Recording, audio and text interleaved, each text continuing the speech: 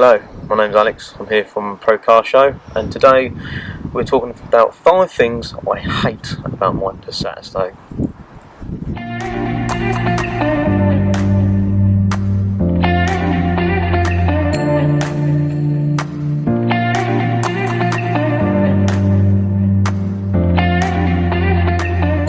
So, one of them has got to be the wind noise on these Passats. So, on the passenger side, on most Passats and all Passat variants, there is a slight wind noise which almost sounds like it's coming from the top of the glass, but we're not 100% sure where it's coming from. We've tried calibrating the windows to go up and down, make sure they're fully up and down.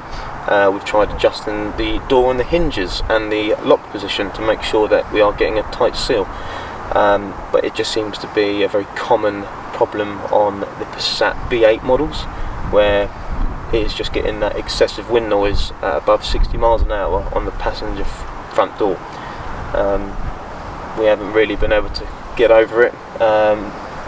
We'd really love to know if someone else has been able to get over it, because we've not been able to actually rectify the issue.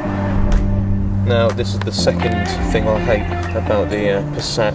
And it's not just the Passat, this goes for all Volkswagens across their board, where the paint is really thin.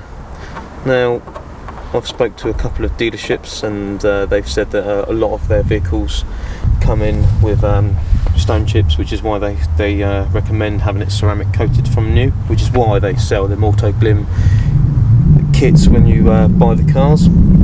But just look across the front of the car, it just looks like it's been pebble dashed. Now, this model's done 100,000 miles, but most of these chips were here at about 60,000 miles, and then a bonnet bar was put on to try and protect it.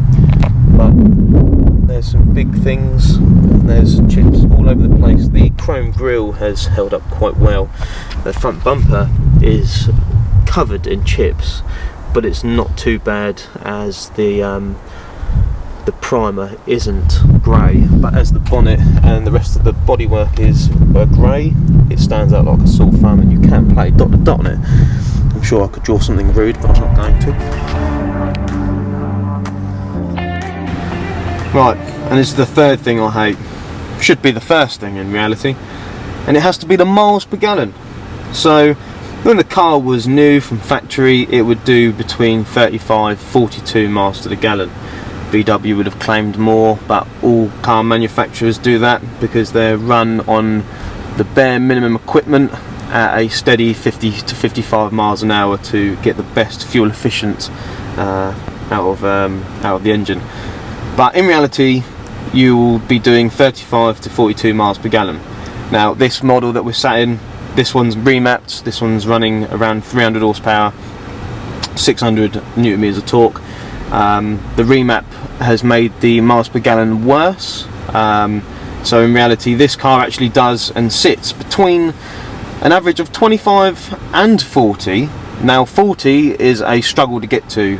You'll have to do a good 200 miles on one trip on a 50 miles an hour limit on the motorway. But in reality, if you're having a play around, then you'll be doing 25 miles per gallon. But in reality, you will just sit at 30 miles per gallon. As we can see, long term, so if we go back, we've got long term 205 miles, 10 hours driving, almost 11 hours driving, sorry, 30.1 miles per gallon, average speed of 19 miles an hour. Now, if we go since start today, it's only been driven for 10 miles so far, and it's done 20.2 miles per gallon. Since my refuel, it's done 126, and again 30.6. So in reality, when you look at your since refueling of 126 miles of 6.5 hours driving and 205 miles of long term, we are doing 30 miles per gallon, and that will be a mix of heavy and just chilling, and that's probably mainly chilling. It has been sat in eco mode. As you can see, top left, it's normally sat in eco mode because it does guzzle fuel. 80 miles costs, on the fuel rate now of £1.59 a litre, it will cost you £21.08 to do 80 miles. So it's not a very good car in miles per gallon, and that's one thing that I do really hate about this car. Now, moving on. is the interior. Now, to some, this will look rather smart, and it will look nice, and it will streak lines, and it will still look stylish. But if you're looking at this high end of a car, this one is the BiTDi, which is the flagship model for the Passat, you would also be comparing the price cost of this car to a BMW 5 Series, 4 Series, or maybe if you were going to stay in the Volkswagen and Audi group, you'd look at an Audi A5. But when you really compare the dash and the surroundings of the Passat to a BMW 5 Series, the Passat looks 20 years old. If you test drive a 5 Series and you sit in the chairs and they feel the leather, it feels more high quality leather, even though it's still not real leather, it's an optional extra to have real leather. The dash in the BMW is more comforting, there's a little bit more going on. You have the active dash. This model of Passat wasn't fitted with the active dash, that was an optional extra. You've still got a nice 8-inch screen, but in reality the cockpit of this car is in no way any comparison to a BMW 5 Series of the same year, all because the BMW is on another limit.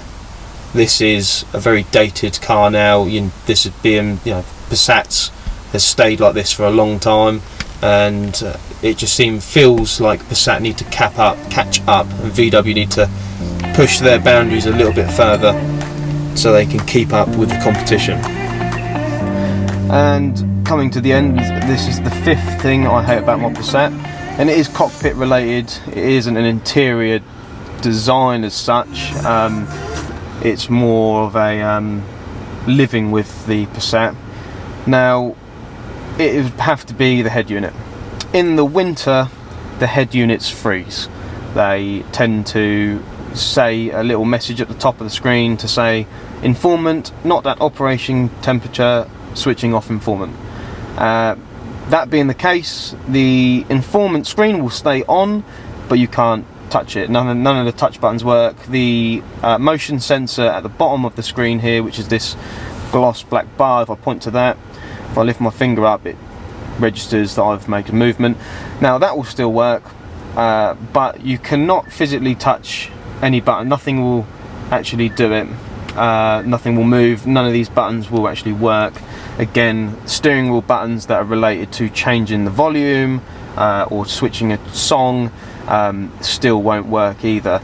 I think the worst bit is that if you have an Android phone and it is connected to your radio, it can occasionally, not all the times, but it can randomly call someone off your playlist.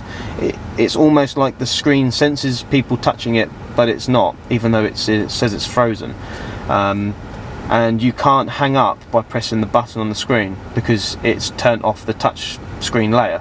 You have to actually physically get your phone out and hang up, otherwise you're going to be calling whoever you called last or some random person on your friends list. Now, moving over from the actual radio, because that's a minor thing that hasn't been sorted even with firmware updates, would have to be, I'll just move my chair back, it would have to be the window switches. Now, if you can see there from the window switch on the driver's side, that was snagged by a cloth when cleaning, and it's got caught on this chrome lip at the front here, which is on the front to give you that smooth kind of edge whilst giving it a stylish look. A thread had got caught and had lifted it up and shattered the actual button, so therefore at the moment it's very spiky. You wouldn't want to grab that harshly. I've done it a few times and it does prick your finger. This unit to replace, which is your mirror switches, your lock and your 4 window buttons, are approximately £27.50 plus labour. So if you're handy with doing work yourself, it's not too bad of a job, but if you have no idea what you're doing, it's going to be at least an hour's labour from a garage.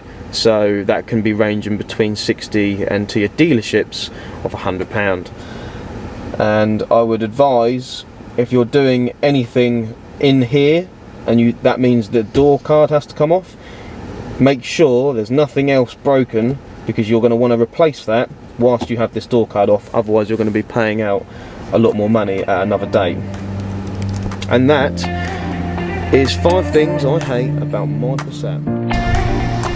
I'd like to say thank you for watching, and if you could subscribe to our right hand corner and like, that would be appreciated. If there's anything that you would like us to do and you want to see that it's different, please put a comment in the comment section below.